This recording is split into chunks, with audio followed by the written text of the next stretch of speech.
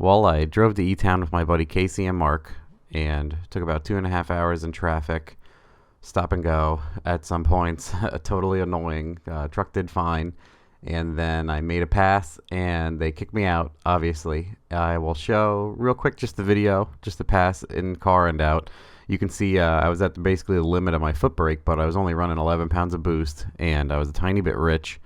So there's definitely a little bit of a leg of improvement on just 11 pounds or so of boost. So very happy with how I did, and maybe might do a gear change. I'm pretty far into third already on low boost, so that's why I didn't want to go too nuts. I knew the 373 might be too long, but check this stuff out and I'll add more once it's done.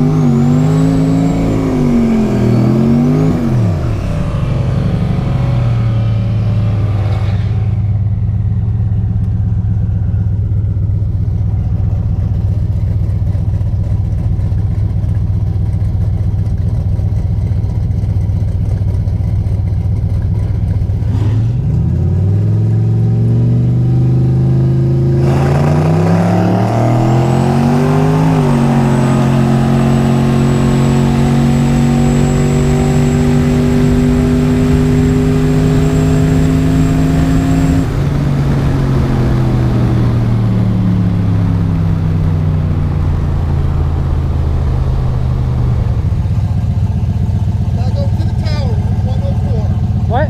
Let's go to the tower. 104. 104? Yep. Well, I gotta go up to the tower.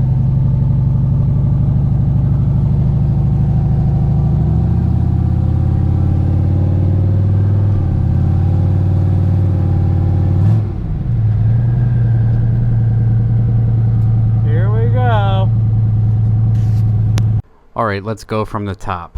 The truck has 373 gears from the Explorer rear. It's totally stock. I didn't change the gears. I wanted to see how they would do. I was hoping that they would help me foot brake the best 60 foot that I could, which I actually cut a 153 there. Pretty fucking incredible, if I don't say so myself.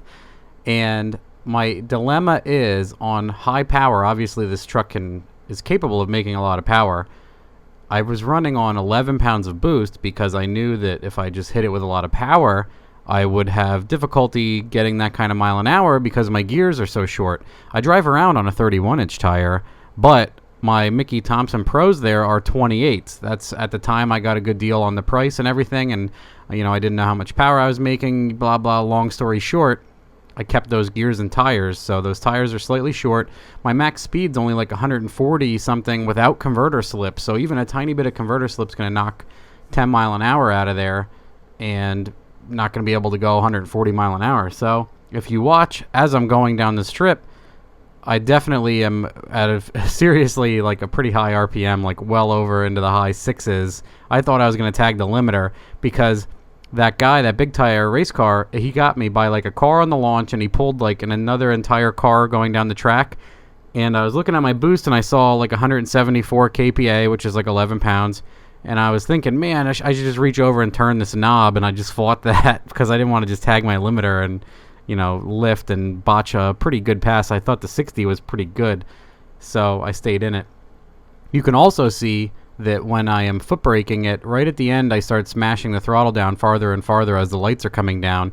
I actually spin my tires, and I actually have to lift once I'm spinning there and hit the throttle again, and it hooks, and I save the 60-foot and the pass.